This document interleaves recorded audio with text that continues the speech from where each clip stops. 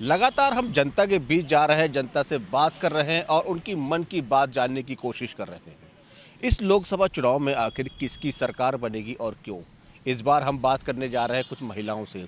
एक ऐसी महिलाएं भी हैं जो कि राजनीति से भी जुड़ी हुई हैं, परिवार से भी जुड़ी हुई हैं और पेशेवर काम से भी जुड़ी हुई हैं। उन महिलाओं से उनकी अपनी मन की बात जानने की पूरी कोशिश करते हैं कि आखिर इस सरकार या लोकसभा चुनाव की अगर हम बात करें तो किसकी सरकार बनवाना चाहती हैं और क्यों बनवाना चाहती हैं। मेरा नाम मोनू पांडे है। मैं एक प्राइवेट स्कूल में शिक्षक हूँ और मेरा काम ही है लोगों को ज्ञान देना।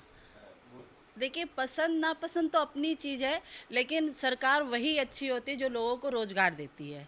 और जीवन जीने के लिए रोज़गार और व्यवसाय ये बहुत ज़रूरी नहीं कि लोग सरकारी नौकरी करें, लेकिन उसके साथ साथ हमें अपने लिए भी प्राइवेट में भी बहुत सारे काम हैं, व्यवसाय। और इस समय शायद आप लोग को पता होगा कि योगी जी, मोदी जी ने महिला सशक्तिकरण जो आप बार बार बोलते हैं, तो उसके लिए महिलाओं के लिए बहुत से ऐसी सेवाएं उपलब्ध करी है। जैसे गाँव में जाके उन्होंने सिलाई केंद्र के लिए और ये ब्यूटी पार्लर के लिए पैसा देना उन्होंने दिया है, और उसके लिए महिलाएं रोजगार भी हुई हैं।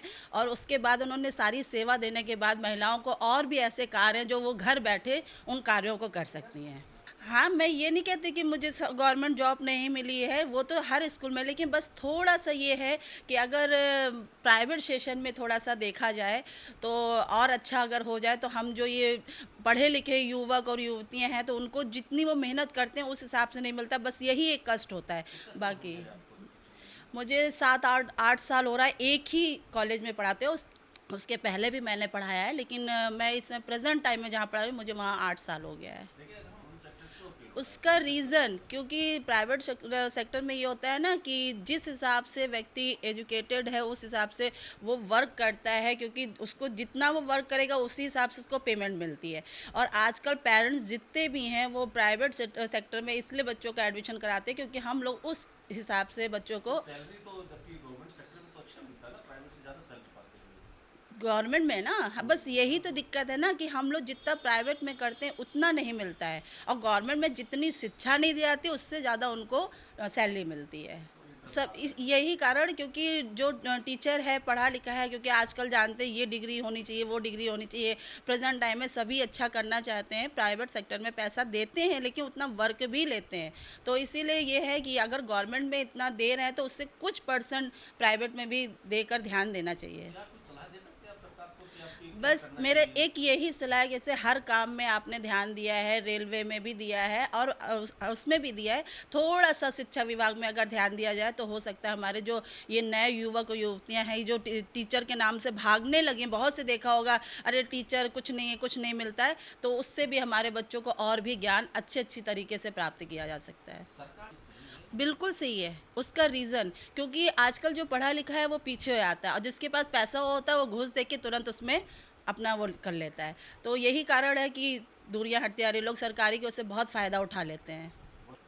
एजुकेशन के उसमें तो सर मैं इतना नहीं वो बोलूँगी कि किसने किया है, लेकिन बस इतना है कि जब अपनी अपनी सरकार आई थी लोगों ने अपने अपने कास्ट वालों को उसमें जॉब दिया। आप लोग ने भी देखा होगा कि पुलिस की भर्तियों में यादव वाले बहुत भरे थे, लेकिन प्रेजेंट टाइम में बीजेपी सरकार ने ये नहीं कहूँगी कि अपने ही कास्ट वालों को किया, उन्होंने सबको एक बराबर रोज़गार दिया, चाहे वो किसी भी कास्ट का हो। मेरा नाम सारिका पटेल है और मैं हाउसवाइफ हूँ। मैंने टीचर की भी तैयारी की है और उसी में मैं जॉब के लिए प्रिपरेशन कर रही थी। देखिए, सरकार की बात है तो बीजेपी अच्छा कर रही है, उन्होंने काफ़ी ध्यान भी दिया है, बट कुछ चीज़ें ऐसी हैं जो उनको मुझे लगता है शिक्षा विभाग में सोचनी चाहिए। जैसे कि जो वैकेंसी टीचर की रहती है, जो टीचर की वैकेंसी में सबसे बड़ी दिक्कत ये आ रही है कि जो युवा लोग हैं वो धरने दे रहे हैं, आंदोलन कर रहे हैं वैकेंसी के लिए। तो उनको थोड़ा सा, क्योंकि हर कोई पैसे दे के पढ़ा सकता है, कोई नहीं पढ़ा सकता। किसान अपनी ज़मीन दे दे के भी बच्चों को एजुकेशन देने की कोशिश कर रहे हैं, लेकिन दिक्कत ये हो रही है कि बच्चे जो आंदोलन कर रहे हैं वैकेंसी के लिए, अब 2018 के बाद से कोई वैकेंसी नहीं आई है। जो वैकेंसी थी वो सपा के समय की थी, 69,000 और 68,000 समथिंग में। उसके बाद में जो बच्चे किसानों के हैं, जो आजकल ये हो रहा है बच्चे दबाव में आके सुसाइड कर रहे हैं, बहुत सी चीज़ें ऐसी हो रही हैं जो नहीं होनी चाहिए। क्योंकि मैं ये नहीं कहती कि नौकरी आप फिल करिए, लेकिन उसके जो आप पेपर करा रहे हैं, जिसके लिए आप बोल रहे हैं, कम से कम उस चीज़ को आप लेके चलिए कि बच्चों की रिजल्ट दीजिए। समय से ये होता है कि आज पेपर देके बच्चा आया, पढ़ाई की, उसके तुरंत बाद में लीक हो गया पेपर। जी इसी पेपर को लेकर थोड़ी सी और डिस्कस करके बात करते हैं जी कि जो पेपर लीक होती है जी सरकार उस पर कार्रवाई भी करती है, जांच जी दिखा देती है, सीबीआई जांच के लिए जी जी जी लेकिन अभी पेपर लीक का जो सिलसिला है वो खत्म नहीं हो रहा है। जी इसके आपको क्या लगता है इसके पीछे क्या सबसे बड़ा कारण है? अधिकारी लापरवाह है या सरकार लापरवाह? देखिए, सरकार को तो लापरवाह नहीं कहेंगे, क्योंकि सरकार ये है अपनी तरफ से पूरी कोशिश करती है कि युवाओं को रोज़गार मिले। लेकिन दिक्कत जो हम लोगों के आगे आती है कि जो अधिकारी भी क्या, मैं ये नहीं कहूँगी कि सब लोग एक तरीके के होते हैं, मगर कहीं छोटे से लेके कोई चीज़ की शुरुआत होती है और उसका खामियाजा बच्चों को भुगतना पड़ता है। छोटी से छोटी चीज़ हुई, सरकार कभी नहीं चाहती कि हम रोज़गार ना दें। लेकिन दिक्कत बस इतनी ही होती है कि बच्चों ने तैयारी की, मेन जो होता है, जो भी नुकसान होता है वो बच्चे ही भुगतते हैं और उनके पेरेंट्स भुगतते हैं, क्योंकि फॉर्म से लेके सारी चीज़ें बच्चे जो फिल करते हैं, और कोई कोई बच्चों को मैंने देखा है बेचारे रिजल्ट आया उसके बाद में कैंसिल कर दिया, तो बहुत से बच्चे डिप्रेशन में आके सुसाइड कर लेते हैं, कुछ पढ़ाई छोड़ दिए हैं, बहुत सी चीज़ें बच्चों के साथ में होती हैं। तो सरकार को प्लीज़ इस चीज़ पे ज़रूर ध्यान देना चाहिए कि सरकारी नौकरी ठीक है, सब बच्चों को नहीं मिल सकती, लेकिन जो प्रिपरेशन कर रहे हैं, जो उस लायक हैं, आप कुछ वैकेंसी निकालिए लेकिन उनको फिल करिए। उसका रीज़न है क्योंकि उन्होंने ये जो अयोध्या में राम मंदिर वाला जो काम किया है, उन्होंने बहुत पॉजिटिव किया है। और मैंने निगेटिव सिर्फ इसलिए कहा है कि सरकार, कोई भी सरकार हो, चाहे कुछ चीज़ें उनकी पॉजिटिव होती हैं, कुछ निगेटिव होती हैं। शिक्षा विभाग में मुझे लगता है कि उनको थोड़ी मेहनत और करनी चाहिए, लेकिन जो उन्होंने धर्म वाली चीज़ों में, जैसे क्या कहते हैं, उन्होंने मंदिर का अच्छा काम किया है, और जो महिलाओं के लिए अच्छा काम किया है, राशन के लिए किया है, और जो किसान हैं उनके लिए भी खेती में उन्होंने किया है, जो कर्जा माफ़ वगैरह होता है जिससे किसानों को सपोर्ट मिलता है। तो ये सारी जो चीज़ें हैं वो उनको पॉजिटिव में रखती हैं। अब किसी भी पर्सन में या किसी भी गवर्नमेंट में एक चीज़ होती है कि आप सब कुछ पॉजिटिव नहीं कर सकते।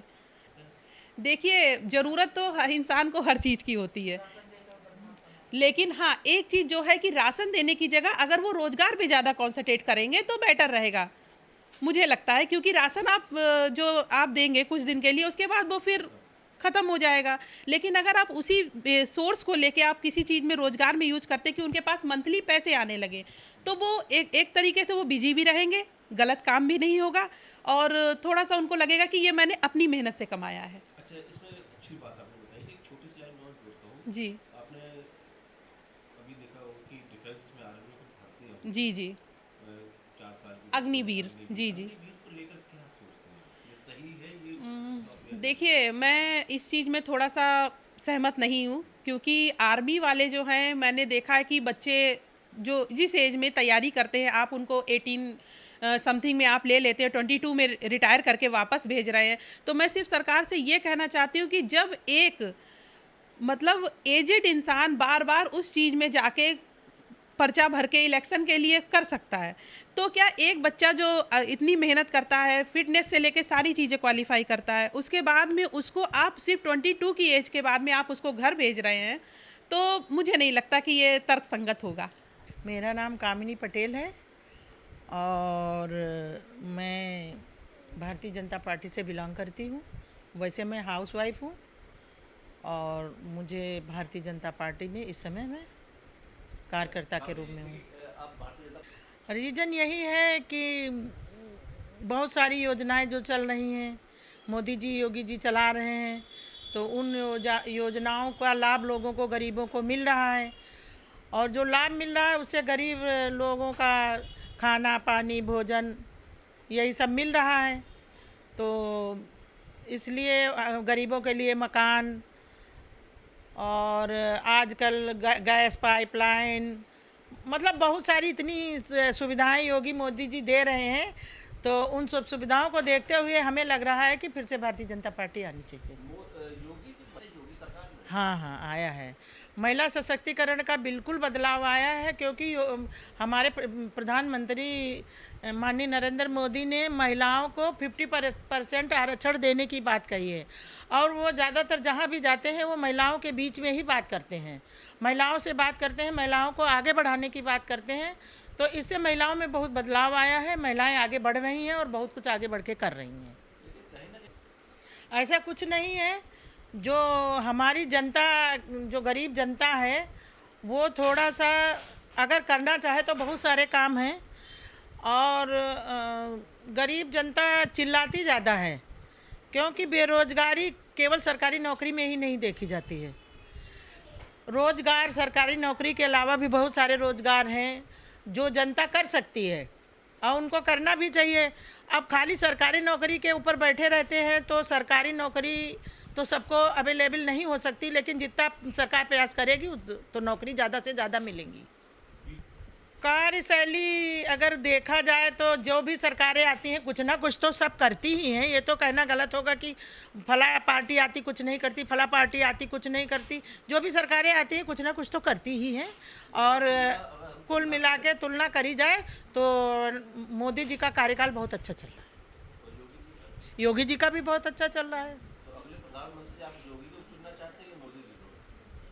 प्रधानमंत्री तो हम मोदी जी को ही चुनना चाहते हैं। तो अभी आपने देखा कि जिस तरीके से महिलाओं ने अपनी बात रखी है, उन्होंने सीधा सीधा कहा है कि सरकार के कुछ फेवर में भी गए हैं, कुछ अनफेवर में भी गए हैं, लेकिन महिलाओं की जो उनकी मन की बात है वो कुल मिला के इतना ज़रूरी कि सरकार की कार्यशैली तो ठीक रही है, लेकिन जो अधिकारी है कहीं ना कहीं वो कामचोर दिखाते हुए नजर आए हैं। वीडियो जर्नलिस्ट विशाल के साथ देवेंद्र प्रताप सिंह, प्रभात साक्षी न्यूज़, लखनऊ। अगर आप भी लेना चाहते हैं देश दुनिया की तमाम जानकारी तो आज ही सब्सक्राइब करें हमारे चैनल को। साथ ही नीचे दिए बेल आइकन को जरूर दबाएं ताकि हर अपडेट आप तक पहुंच सके।